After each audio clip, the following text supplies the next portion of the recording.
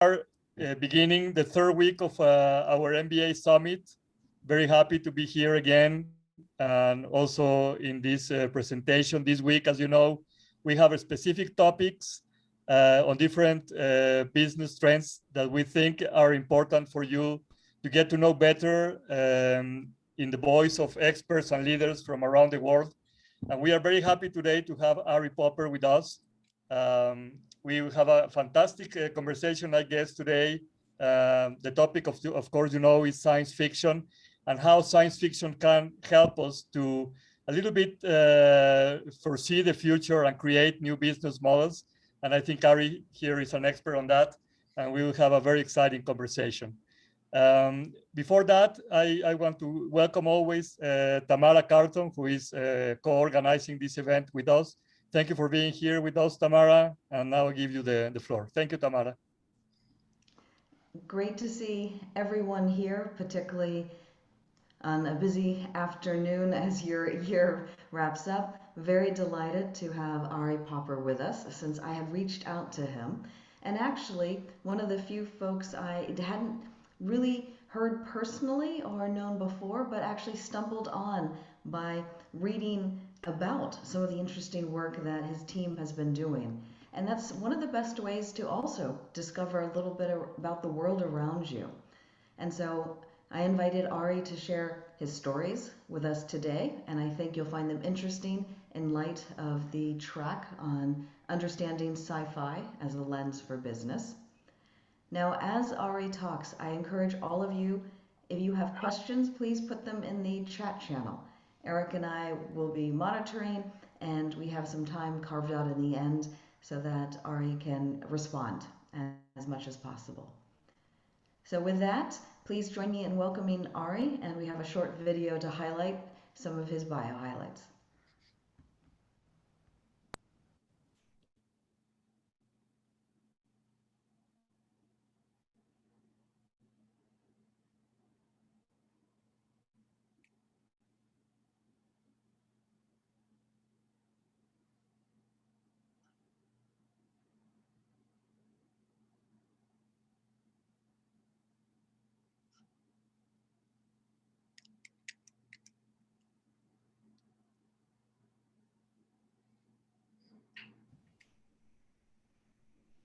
And Ari, we hand to you. Thank you, Tamara, and thank you, Eric, and hello, everyone. It's really nice to meet you. I'm still blown away how we can communicate this way in this day and age, but the fact that I'm here sitting in my home talking to you is amazing. So I'm Ari Popper. I'm the CEO and founder of SciFutures. I'm going to share with you a presentation that tells you a little bit about my story, where I grew up, where I came from, the work that we've done. But I'd really love to hear from you as well. So as Tamara was saying, towards the end, I would love to take your questions. But I'm going to share with you a bit of my career, particularly in the last 10 or 11 years at SciFutures, and how we use storytelling, in particular science fiction, as a way to help our clients take on the big challenges that they have, which is of transformation. So I'm going to share my screen and I'll start talking, and hopefully you'll be able to see my slides, and we can jump right in. Does that look good to everyone? Yes. Okay, perfect. So when I was a little boy, about 6 years old, I grew up in Johannesburg, South Africa, and my parents went overseas for the first time and left me alone for a long time, for 6 weeks. And I think they felt bad because when they came back, they brought me this kit of Star Wars characters. And I was introduced to science fiction at this age. And I loved sci-fi. I loved Star Wars and the whole Star Wars universe. And then I got into Star Trek. And these imaginative worlds, these speculative futures, became something of a pleasure, a hobby of mine, not just seeing movies, but reading books, reading sci-fi. But never in my wildest dreams did I think that I would start a consultancy working with some of the world's largest companies and use science fiction as a business tool to help them improve, both in terms of innovation, but also in terms of culture and strategy. So why is that the case? Why is science fiction such a powerful tool? And that's what I'm going to share with you today. So we live in a time of rapid change. Our world is changing very, very quickly. We have the COVID pandemic, still have it. And it can show you how quickly things can change. But truly, the world is changing incredibly fast, and it will change even faster. The pace of change is accelerating. So we live in a time of exponential change. And I tell my clients that if you don't know what exponential change is, or you aren't preparing yourself for exponential change, you're on the linear path to doom. So get off the linear path and get on the exponential path. And that's difficult to do. And humans have a hard time with exponential thinking. This is Dan Ariely. He's a famous behavioral economist at Duke. He's a pretty amazing guy. Written some great books like Predictably Irrational. But he says one of the shortfalls we have as human beings is that we overestimate what's going to happen in the short term, but completely underestimate what's going to happen in the long term. And that's what we're trying to help our clients solve. How do we help them not to underestimate what's going to happen in the long term? It sounds easier than it actually is. So a little test for you guys. I'm sure you're all exhausted. I know what it's like to do an MBA. I'm just completing one myself. It's a lot of hard work and very intense, but here's a little test. Imagine you have a piece of paper in front of you, and you could take this piece of paper and keep folding it in half. And then each time you fold it, it doubles in size over the time before you folded it. How tall or how high do you think this piece of paper will be? It's on an exponential curve. So every time you fold it, it's doubling in the size that it was before. So it's kind of exponentially growing. And if you want to know what exponentially looks like, we all lived through it with COVID. There were no cases, and then 3 weeks later, everyone is infected. So how tall or how high do you think this piece of paper will be after 30 folds? Any guesses? You can pop them in the chat box if you want, if you don't want to speak up. Let's have a look. Empire State. That's a good guess, but it's actually 7, right? Or 6 years ago, 7. Yeah, I think it's 6 or 7. Yeah, it's from the Earth to the Moon and back again. That's right. Yeah. So 6 or 7, and then 30 folds, I'm sorry, is to the, or 35, I think, is to the edge of the known invisible universe. And that's because those last iterations are profoundly huge, profoundly huge. So we live in a time where there's rapid change. So what we need to do is to get out of that early stage of change, where you look at technologies where they're deceptively disappointing. We need to help our clients get up to the chaos and amazement. And that's what I'm going to talk to you about now. So here's an example of deceptive disappointment or skepticism. This is an article from The Sun from 1991, where the internet was just starting, and it's kind of a cover story. The worldwide what? It says computer web to change the lives of billions. Yeah, right. So skepticism. And the thing is, when you're working our business, the problem about making predictions about the future is that you've got to be so bold and so outrageous that people would even laugh at you and mock you. This is Arthur C. Clarke. He has a very famous video of him talking on the BBC in 1964, where he says, trying to predict the future is a hazardous activity because if you have any chance of getting right, you've got to sound so ridiculous that people are going to laugh at you. Only that way you'll have a chance of really knowing how the future will be. So it's a tough task, and it's particularly tough for large organizations, which are our clients. So I'm just going to quickly, this is not a technology presentation, it's not a trends presentation by any means, but I just want to talk a little bit about some of these disruptive, transformative technologies mostly, because that's what we work with. It's more than that. there's society and economics and politics, but I'm going to talk a bit more about technology. We've got blockchain, and we've all seen what's happening with blockchain, where meme coins are now kind of making millions of dollars for people. But it is a profoundly disruptive technology, and with great promise, even with all the hype.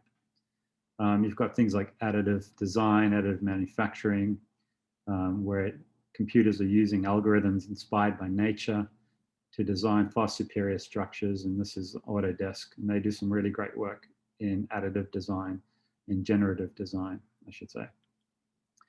Of course, you've got robots that's transforming work, and AI. AI is incredibly disruptive, profoundly transformative. It's the electricity of our age. Kevin Kelly, the guy who founded Wired magazine, says it's going to be free and cheap and as ubiquitous as electricity. So what happens when AI is on tap? And I was just listening to a podcast, the New York Times podcast, the other day, 2 days ago, to the founder of, or the CEO of OpenAI, which is a foundation that is trying to promote AI in an open way, as opposed to more closed AI, which is through Google and organizations in China and government in China. And he was talking a lot about how over the last 2 years alone, how artificial general intelligence is now coming along so quickly. And actually a lot of that podcast, he was talking about exponentiality and the difficulty with exponentiality. And he was quite optimistic how AI is going to change our life. There's not a presentation about AI, but obviously it's a very important one. And so you're getting a lot of white collar cognitive automation with bots, chatbots, in fields like law and sports and even in news. So even white collar works are getting automated. And even in social, in counseling and therapy, there are some AIs now that are supposedly quite effective at helping people. Talking to a therapist that is actually a bot. And in some cases, they've shown that people are more honest with bots. Again, there was another good piece on this in the New York Times, maybe last week, talking about social robotics. And then you've got automation in the home with your Amazon Homes and your Alexas and your Siris, and almost like a battle for the hub. Which ecosystem is going to control your smart home environment? This is an old article now from 2016, but it's a really prescient article. It was also in the New York Times. And this quote I really liked. It says, "A handful of big companies will dominate mobile moments and create distance between brands and their consumers. Virtual agents will hold a lot of power." And that for me is such a powerful term, because I think that's what the future is going to look like. I think we're each going to have our own agents. They're going to know us. We're going to give them permission to take our data, our wants and our needs, and they're going to interface with other agents, maybe brand agents, company agents. I call it the business to algorithm economy, B2A. It's not B2B, it's not B2C, it's B2A. And I really think that's playing out a lot. So these big disruptions coming. And of course, sensor technologies. As human beings, we're able to see light, to feel temperature, sense motion, vibration, orientation, pressure, weight, humidity. This is, as human beings, we're like Clark Kent. But with these sensors now, we're getting superpowers. We can sense non-visible light, radio waves, current, magnetic fields, organic and non-organic compounds, even photons and radiation, and more. There's a company in San Francisco and Oakland that designing paint that you can put in airports that can sense COVID, but also can sense chemical weapons or biological weapons or even weapons, just through engineering actually neurons. It's really interesting work with sensors and sensor technology. And you get into the point where you've got industrial sensors now being cheap enough and ubiquitous enough to be consumer grade, so industrial grade, but consumers can use them. And this starts to change our world, where our kitchens and our homes are really smart. There's sensors everywhere. We've got these algorithms and AI agents that are using all this data to make sense of the world, and to then use that information to make decisions behind the scenes for their users or their owners, however you want to express it. And this future is starting to come into place. It's not there yet. It's deceptively disappointing. There's lots of silos, little separate parts of the ecosystem. But slowly but surely, they're going to become connected. And that's why you have companies like Google buying Fitbit. And so what does this future look like? Well, there's tremendous ethical issues related to data collection, privacy, but also the algorithms. Algorithmic bias is a huge issue. We spend a lot of time in our work looking at that, but it's coming on thick and fast. One of my more favorite areas of the future is around immersive technologies. So this would be shopping. This was actually in Colombia. And this we would recognize as a trip in the grocery store, but once we have augmented reality that's ubiquitous and scalable, and we know that the Apples and the Googles are working on that, maybe your physical world will now become kind of physical and digital world combined, where you'll still be in this environment, but what you'll be seeing is this. And you might have products that advertise different messages to you, different positioning, different profiles, just based upon who you are. It's the same product, but it might have different messaging, might have different pricing. You might have your entire shopping experience gamified, presuming you want to go out and shop. You might not need to do this. You might be able to shop in your home with other technologies. So augmented reality is really interesting technology. I personally think it will be more disruptive than virtual reality because once the technology is there to have edge computing, and with 5G and with processing power and camera power, you can start to get these really powerful augmented states that are kind of semi-permanent. Again, lots of ethical issues, but we know the technology companies are working on this as well. Yo, let's go get oh, shit. So virtual reality, if you've been in it, you'll know how real it feels. And that's why I like to show this video, because it shows you that this person knows they're in their apartment and they know they're playing a game, but they can't help themselves but run into the wall. And that's, I like to think of VR as kind of like literally hacking your brain. And it's a great empathy machine. It can make us into really being somewhere else, feeling like we are somebody else or we're with somebody else. We're doing a lot of work for our clients now using social virtual reality and having meetings in VR where you can pop on your headset and go and have a half an hour, 45 minutes, and you really feel like you're with your clients, even though you're 1,000 miles away. It's a great tool for things like like PTSD, therapeutic phobias, because it's such a powerful way to hack the mind. And there's some good clinical research coming out of it. It's great for public speaking and training. Yes, we'll see VR gaming, but I think as an enterprise tool, it's really where it's going to have the most traction. And in fact, we're seeing that happen. This is a video that we built at SciFutures for Walmart, as well as Hershey's chocolate company and General Mills. It's kind of a consumer packaged goods company. What we're trying to do in this video is to see if we can build a test store where we could set up shopping conditions and consumers could walk down the aisle and shop normally in VR, and then we'd see which conditions gave us the results that were most conducive to making the purchase. And then we would see if we could actually replicate that in the physical world as well. And actually we did. It had a very high correlation with real world purchases, which is really, really interesting. So virtual reality shopping is not quite here, but there are companies that are working hard on that.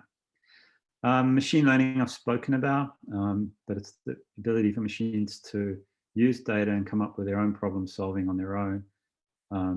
It's really compelling. And this is an old example now, but it's from Google's DeepMind program, where they taught this figure to run just on a very few conditions. It just gave them the rules of what running is. And this is the way that the computer solved the running problem. So in the future, it won't be human versus AI. You know, we've basically lost cognitive AI battle, particularly for games like Go and chess. AI is vastly superior, but it'll be humans and AI. So there's a company out in Boston called Cogito that is working with AI in real time, where it can actually tell how the customer is feeling by the voice and the words that the customer uses, and it can give real-time coaching to the customer service staff or the sales staff. And so it might say, slow down, your customers are getting irritated, or, you know, hurry up, you're losing them, or they're frustrated, and that's increasing sales efficacy as well. And then, you know, the other areas, kind of this transhumanism. Humans must become cyborgs to stay relevant. Mr. Elon Musk. This is the story of this guy who lost his arm in a car crash. He was a drummer before that. So they built him a prosthetic arm. It was vastly superior to his human arm in terms of drumming abilities. And this video, it's a very sad story. This man was crippled, paralyzed from the neck down. But what he's doing is he's controlling a robotic arm just using his thoughts alone. So this whole mind-machine interface. All right. There you go. Nice. So that's the first time that he's actually touching his girlfriend's or his wife's hand out of his own volition, just using his thoughts. So with exponential change, we'll see a lot more of this mind-machine interface coming in the next 5 to 10 years, along with the other things I've shown you. We've spoken a lot about exponentiality, but also the cost to sequence genes is becoming incredibly cheap, incredibly fast. And, you know, CRISPR is a terrifying technology, I think, that it has profound implications for us as a species.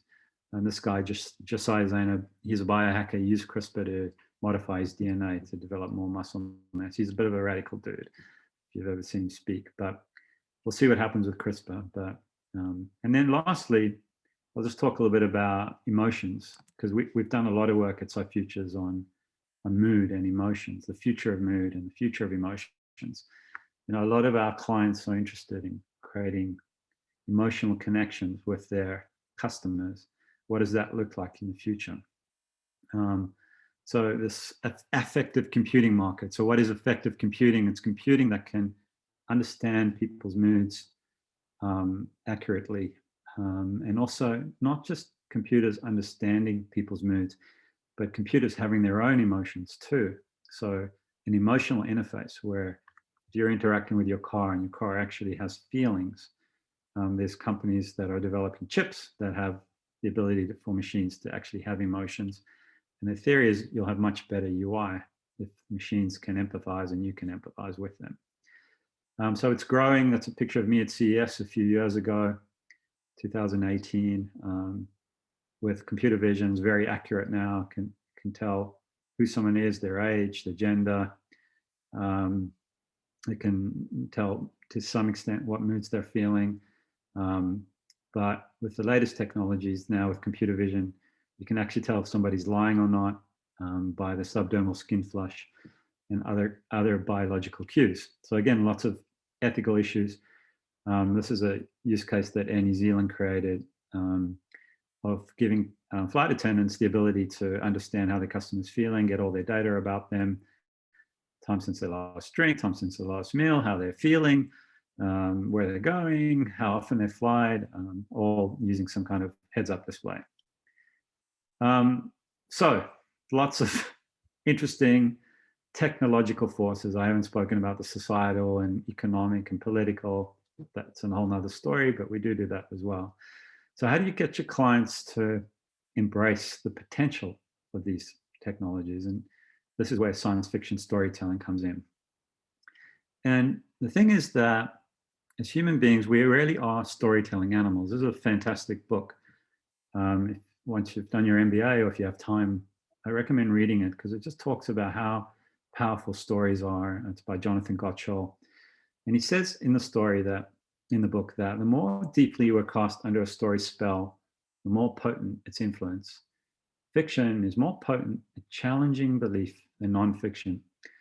Now, this comes from a study that was done by Ohio State University where they surveyed, well, they did an experimental design where they told two groups of people, quantitative research, large groups, the same events. They told them the same events, but one, they told those events as a story. So once upon a time, so and so happened, and the other it was just facts. This event happened. And then they measured how their belief about themselves and the world changed after being exposed to either the story condition or just the factual condition. And of course, the story condition had people were more likely to change beliefs about themselves and the world. So that blew my mind, because what that means is that the way we deliver information using stories is a way to create persuasion and to create people to change. And that's the essence of what we do for our clients. It's about changing organizations' beliefs about themselves, their role in the world, and what future they want. And I'll talk more about that in a second. I've created a little presentation for how we do that. So stories are powerful. We're storytelling creatures. Our stories give our lives meaning. There's a school of psychology of therapy, which is called narrative therapy, which the whole goal is to change the stories you tell about yourself. If you're telling a healthy story about yourself, then you're healthy. If you're telling a sick story about yourself or unwell story, then you're not well. So a therapist gives you new stories to tell. You need to believe those stories. So Yuval Harari, another great writer, I'm sure you've heard of him, but he wrote a famous book called Sapiens. The lives of most people have meaning within the networks of stories they tell one another. And so how do we create future stories that inspire our clients and help them create action? Well, we've seen it from Star Trek. It kind of inspired the tricorder and the Motorola flip phone, and the Minority Report was quite profoundly transformative. Inspired things like touchscreens, big data, predictive policing, virtual reality.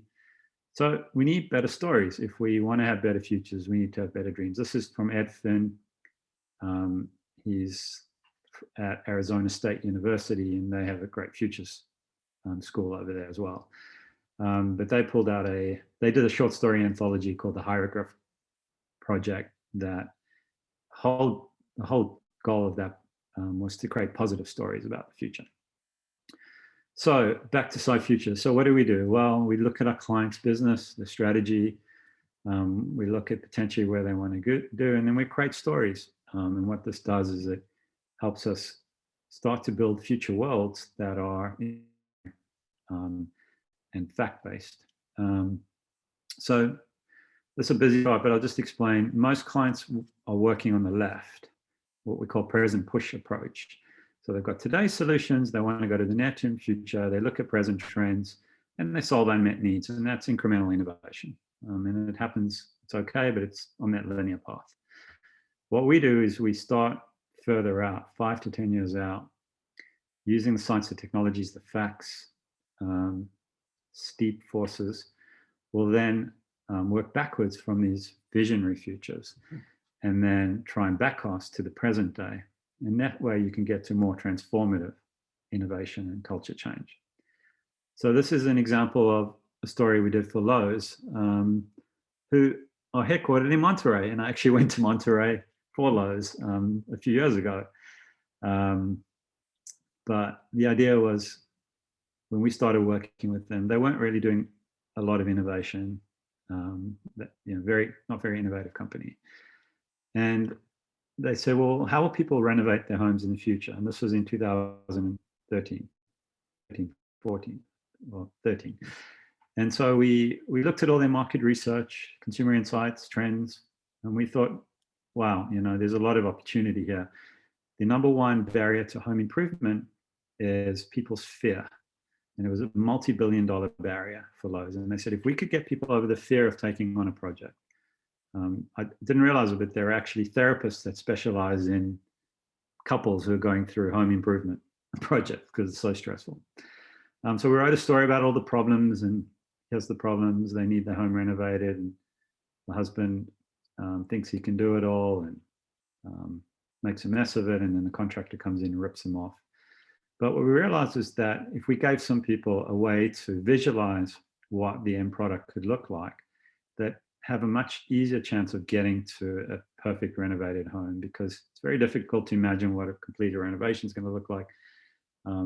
And you might have a different design, and your significant other might have a different design, and how do you communicate that?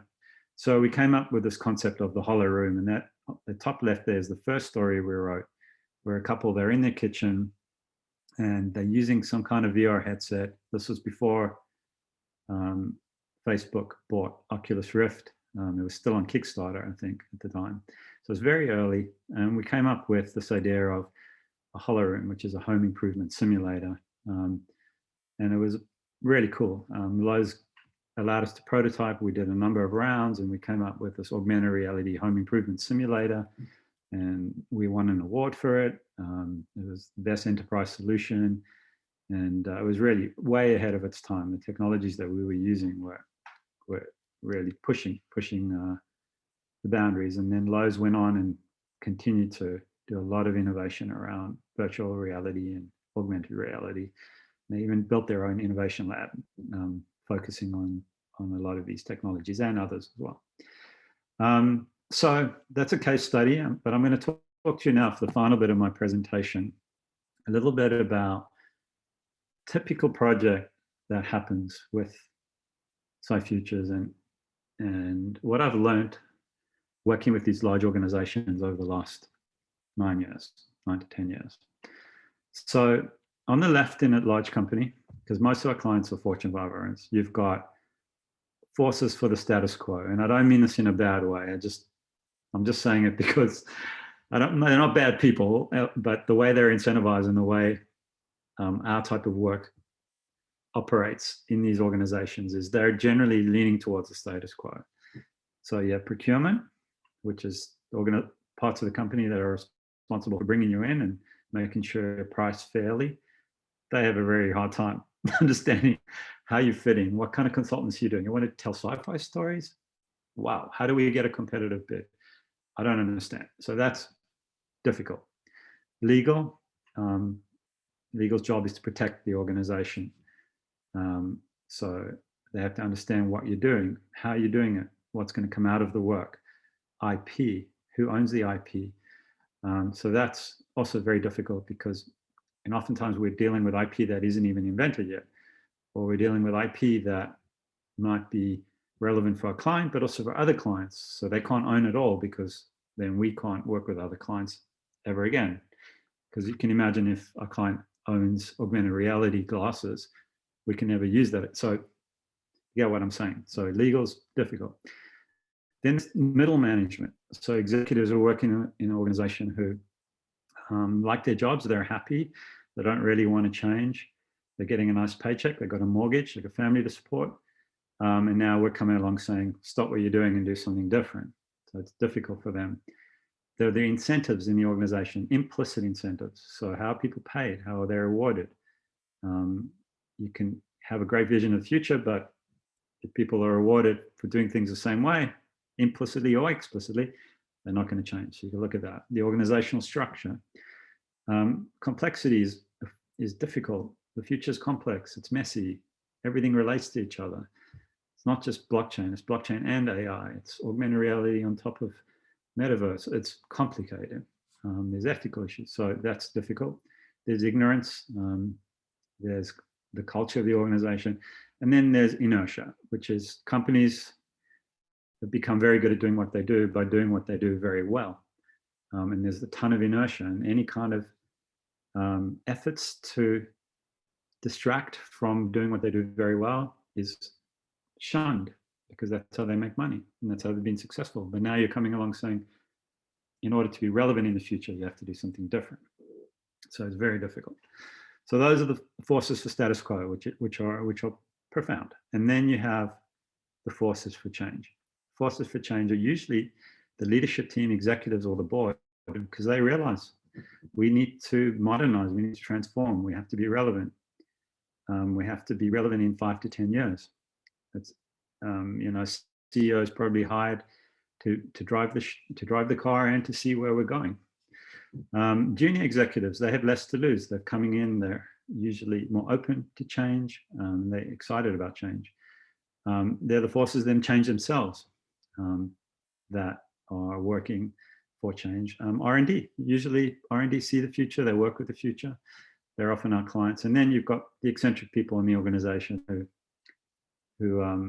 you know, they might work in finance or accounting or legal, but they get it. They're just those people who get it. And they exist in every company. So your client has a brief, and the brief is create lasting and meaningful transformation that drives business growth. Great. It's a nice brief. It's a great brief. That must be the best job. So they think, I need a science fiction story. They know that they've bought into what we do, and they say, okay, I need a science fiction story. So they go out and they write a science fiction story, and it doesn't work because it's not just about the story. There's a lot more that goes into that story. So then what you're really trying to do is you're trying to bring these two groups of people together. That's what change looks like. That's what transformation looks like. One story isn't going to do that. I like to say, like, creating the future is a bit like an elastic band. If you pull too much, it's going to snap. If you don't pull it all, there's not going to be any change. You've got to have that right tension between pulling the organization, snapping it, and not pulling it all. And there's a real art to that. So your client comes to us and say, help, how do I do this? So the work we do, it's a contact sport. You can't do the sort of work we do. The client gives you a brief, you do the work, you never see them for 3 months, you come back, you give them the work, and you hope things, no, it doesn't work like that. You got to work with the client, you got to get to know them, get to know the culture, workshop with them, get them involved. It's messy, it's dirty, but it's interesting, it's rewarding, but it's definitely contact. So really what the brief should be is, you don't need a sci-fi story, you need a fact-based, strategic, and visceral North Star narrative that inspires, provokes, and results in meaningful behavior change. That's a better brief. And that's really what we're trying to do with this work. So what are the skills, the competencies, and mindsets that we need to achieve this? Well, on the client side, you need the maverick. You need somebody who's like willing to change because they know they're willing to take the risk of doing this work because they know the organization needs it. So much so that they're maybe even don't care about losing their job. And I've had a few clients like that. There's the heat shield. It's the management team that can protect them from the inevitable flack that's going to come out along the way. There's the politician, the people who can talk to people and convince them, negotiate with them. And then you need ethics. You need to understand what the implications of this work is and whether it's the right thing to do. You know, what are the trade-offs? What are we gaining? What are we losing? And not enough work's done on that side, although some of our clients now are already getting into that. And then on our side, you need good researchers. People can look at the steep forces and understand our client's business. You need good strategists. It's something that I'm always looking for, is people who are able to take the information and figure out good strategic frameworks for a client's future. You need visionaries. You need to push the possibilities of what's possible. You need to understand technology, and you need great storytellers, obviously. And you need great designers too. You know, we do a lot of future artifacts building and designing the future. It takes a lot of skill to do that. And then you need producers, people who can go and make this all happen on budget, on time, keep people motivated. And then you need people who can talk the clients off the cliff when they get nervous, which happens as well. Good client executives. So we're always looking for any one of those people in our company. Yeah, I'm just about done. So really, we live in a time of tremendous change. Storytelling, science fiction can really help. But really, your clients need to know, or if you're working in a large organization, you need to know that if you aren't working on big transformative ideas, you know, that is not like science fiction, it's probably not going to be transformative enough, and you're going to get left behind, or you're going to pay a premium or get into deep trouble in 3, 4, 5 years. Thank you. So that is my presentation. Hopefully that was clear. I'd be delighted to take any questions that you guys might have right now, if you have any. Well, thank you so much, Ari. Fascinating. And of course, to have an insider's view on how this works in the conversations you have. Since we have a reasonably sized group here, please feel free to raise your hand using the Zoom feature or drop your question in the chat window if you'd like. Does anyone have any questions now that you'd like to ask Ari? I have a couple that I've been noting down. But I tend to be curious about this. While we're waiting for anyone here to consider. Ivan, I saw your hand just pop up. Hi, what is the most crazy thing you have seen in innovation?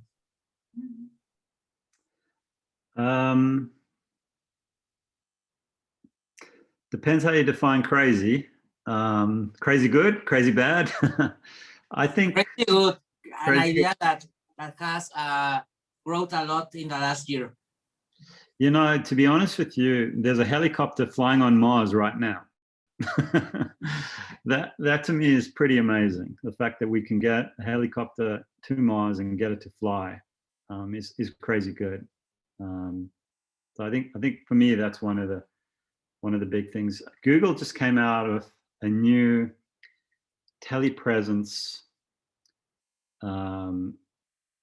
See, I can't remember. I think it's Skyline but it's basically you can look it up, Google telepresence. But it's basically a clear monitor where you can have somebody sitting opposite you, and it's like they're in the room with you, exactly with you in the room. It kind of creates that feeling of absolute presence, even though that person can be thousands of miles away. That blew my mind. We've been talking about that for a while. So you can imagine like sports bars or nightclubs where you have a giant wall, basically a window, and you have one nightclub in one part of the world and another night in the other, and you're basically with people in real time. So that's pretty cool. I'll see if, while I remember, I'll see if I can dig up the YouTube video for you and send it to you. It's pretty cool. That'd be great if you could find the link. Sure. Lorna, I saw your hand up.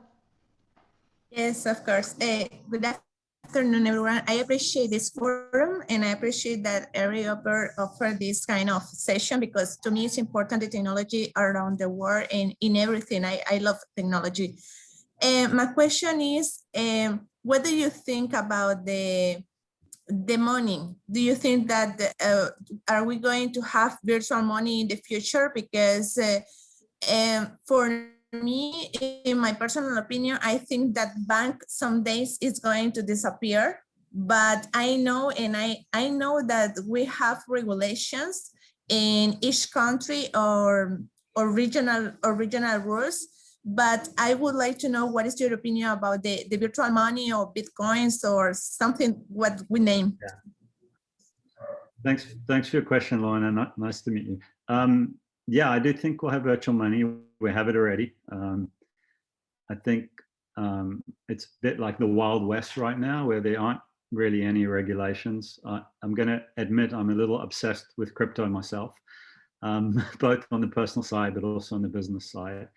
But yeah, I think it's inevitable. I think we will take advantage of the technologies that the blockchain provide us to make finance a lot more streamlined, a lot more transparent, a lot more auditable. I think we're already seeing that with like Chase Bank, JP Morgan Chase. They've already are starting to use their own blockchain technologies to facilitate transactions between banks. So instead of taking 3 to 5 days to do a wire transfer, it can happen, you know, within a matter of minutes using blockchain. So I think it's inevitable. What I don't think is inevitable is what the nature and form it's going to be in. I think that we don't know yet. It's still too early to decide. Who knows how regulation is going to impact the industry around blockchain. You know, there's a lot of we're in that kind of real hype cycle right now where blockchain can solve everything. The reality is somewhere in between. So we'll see how that plays out. But I think I agree with you. I think with DeFi and all the fintech companies, and there's so many of them now that are really innovating using blockchain. Not only blockchain, but I think we're going to see some really fantastic innovation in financial service, and we need it. I mean, we need change. I can talk about blockchain whether I think blockchain will be the currency of the future, but that's a long conversation. I personally don't think it will be, but I think it's more of an investment asset now rather than an actual currency, even though people try to use it that way. But that's a whole nother story. So, but thanks, that was a great question. Yeah. Ari, you mentioned working with very diverse clients. Could you talk a bit about the types of organizations that you work with, and have there been any trends or changes in the different industries too since you started the company? Yeah, thanks. We work with with very, very big companies. So some of the world's biggest companies. We don't really specialize in any vertical per se, but we do a lot of work in consumer packaged goods and actually financial services now, and a bit of technology too. But I think for me, the biggest change that I've observed over the last maybe 3 to 4 years, and then very much so in the last year and a half, is the urgency around adopting more disruptive thinking into organizations. I think the pandemic, it's made us very busy, and actually not just me, a lot of my competitors and my friends who work in similar industries have become very busy because all of a sudden people have realized, holy crap, change can happen so quickly and we need to be ready for that. So it's creating a lot of demand for the sort of work we do. I think what I've also found is skepticism around the disruptive nature of technologies is coming down now. I think people are starting to realize that, through mostly negative events like what we've seen with, the data leak with Cambridge Analytica, and they're starting to realize that these technologies are powerful and they can have profound influence in the way people live. And what our clients are trying to do is to say, well, what is our role in using technology for good? How do we still become innovative and transform our organizations, but do it in a way that keeps human connection, that makes sure that we do it in an ethical way that brings people together, that we don't lose our humanity in the process. Those are more of the questions that we're getting asked from our clients, which is fantastic because that's the sort of work we want to do. I think there's much more sensitivity and like an urgency around those areas. Even ethics, I think, is now starting to, thank goodness, rise to the top a bit as well. Great question. Interesting. Yeah. Questions from others? Jorge? Yes, thank you. Ari, how do you measure timing? And when I'm referring to timing is, for example, we have seen many examples in the past where awesome products or services were launched, but the world was not prepared at that moment. And maybe 1 decade or 2 decades after that launch, another company takes maybe the same product, same service, and it's a complete success.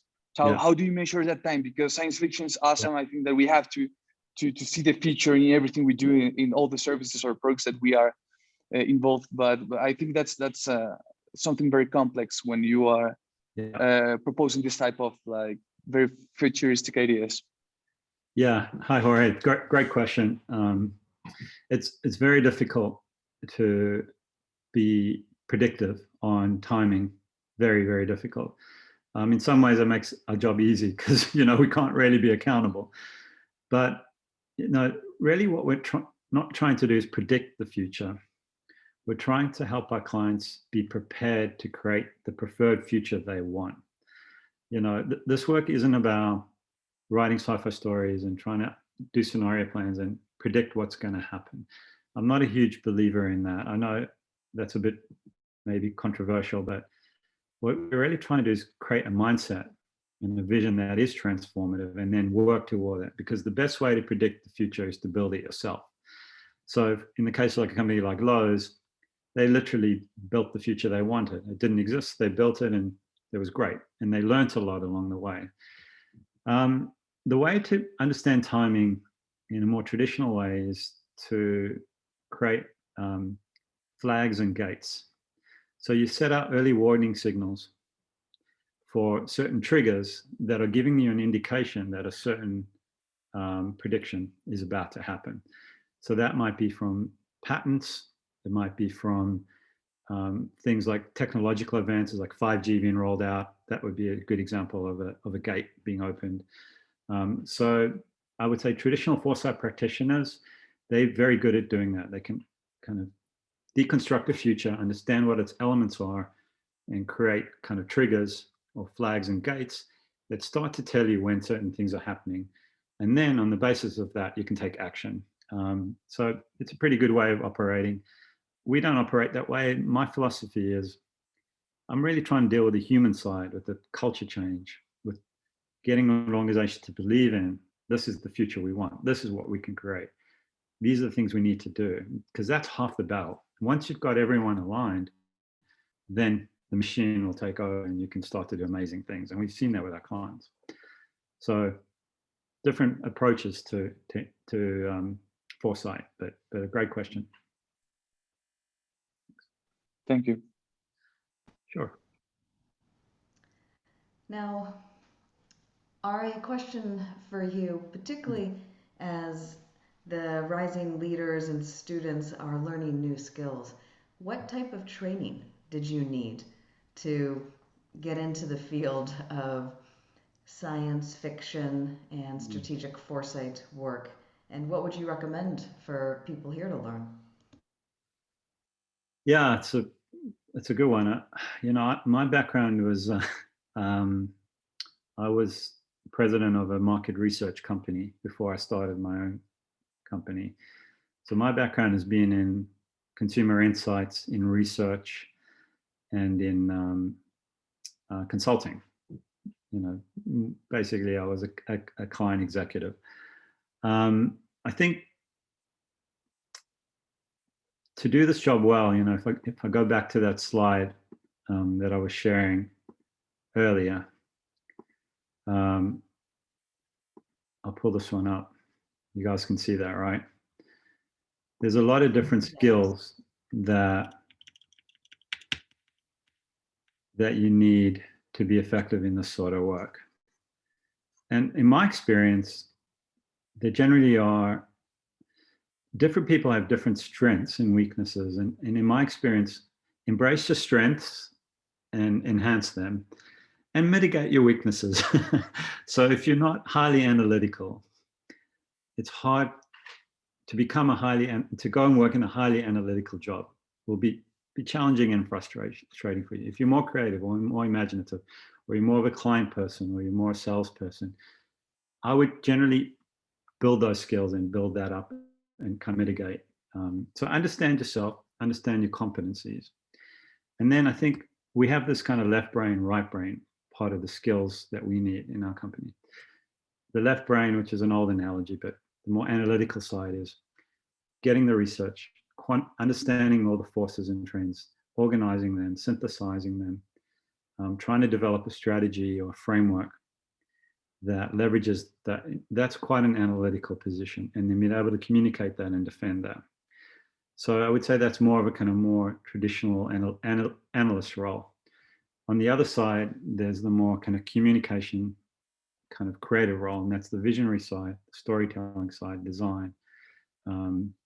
We need, you know, if that's what you love, then you can get trained in that. And then producing as well. Like if you're process oriented, if you naturally enjoy process and process orientation, then producing, creating timelines, managing projects from beginning to end.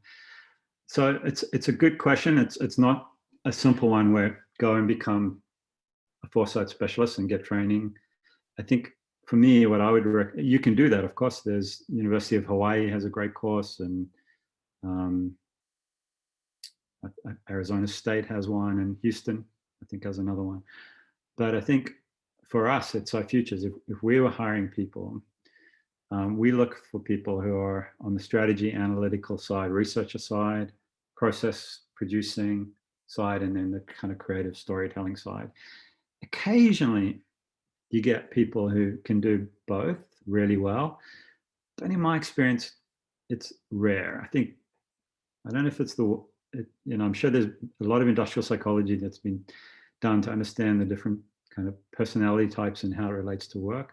But in my experience, you're either a bit more analytical, process oriented, or you're a bit more creative. And I could be wrong, but that's what I found. And I found it as well in when I was working in market research, was that a lot of these researchers were very good at numbers and analytics and excellent at doing reports and analyzing the data, but they really struggled on the kind of the sales side or the client side, or it's just different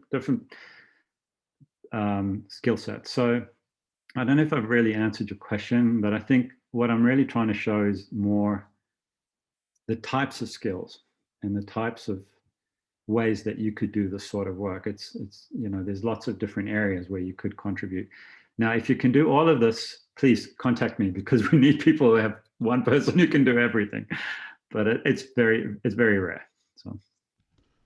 Yeah. Thank you. And you had mentioned during your talk that you recently completed an MBA. And I think it's a good reminder for people any age that you keep learning and expanding your skill set and your knowledge and such. So thank you so much. Pleasure. A few closing thoughts for the group here. First, the University Communication Department asked if we could have you all turn your cameras on briefly. So if you're paying attention and have the ability to turn your camera on in context, if you don't mind doing so. So we'll give you 10 seconds. This is to be used internally, but they wanted us to ask that. Okay, we accomplished our duty and made communication happy. Fantastic. Amara, before we close, can I ask, I was just trying to ask a question to Ari, but the conversation was very interesting. So maybe we have just 1 minute, Ari, and thank you for a very interesting presentation.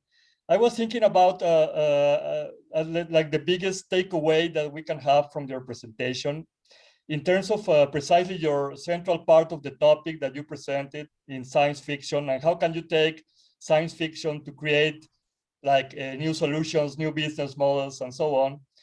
But at the end, I think, or I want to know your thoughts about it. There's always a social pressure to what extent we can take, for example, innovative ideas, and in particular science fiction, for example, which is very, disruptive ideas.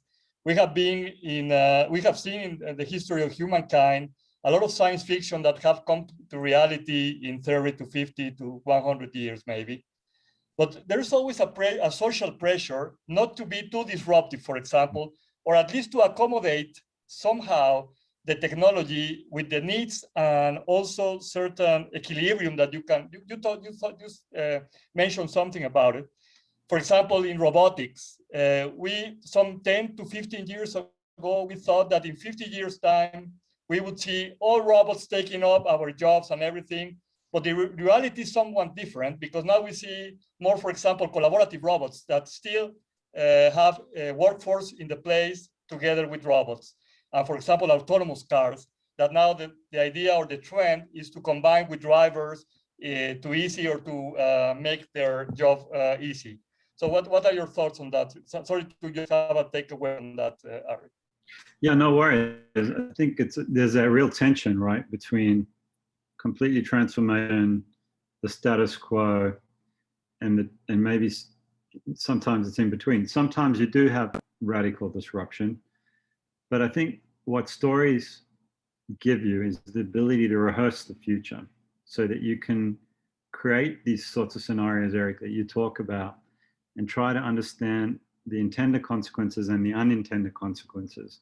And you can play and speculate with transformative technologies. And so, okay, yes, in one future in our narrative, robots have taken all our jobs. But then you can also use the creative process and say, well, maybe it's more collaborative, maybe it's more.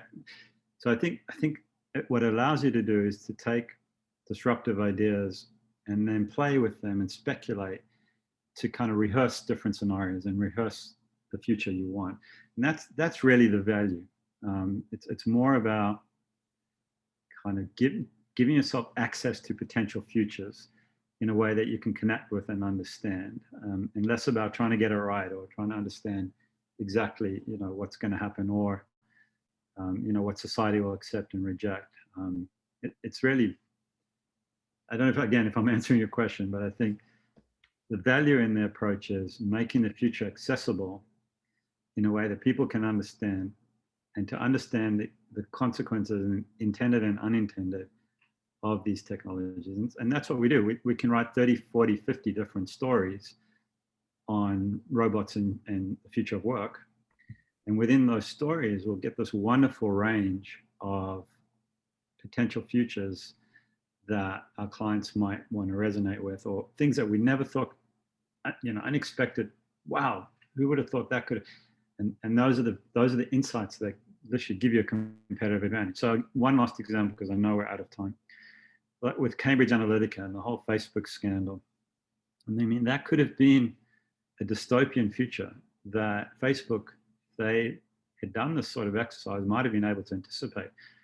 What if somebody figured out how to take all our personal information, run it through an algorithm, and then influence us in terms of how we're going to vote? It sounds like science fiction, but that's exactly what happened. So I think in your stories, you can find those use cases in those scenarios.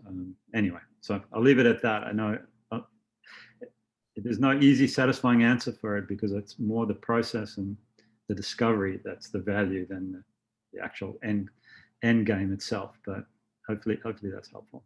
Oh, thank you, Ari. And as a concluding remark of your presentation, I think it's very enlightening. Thank you very much.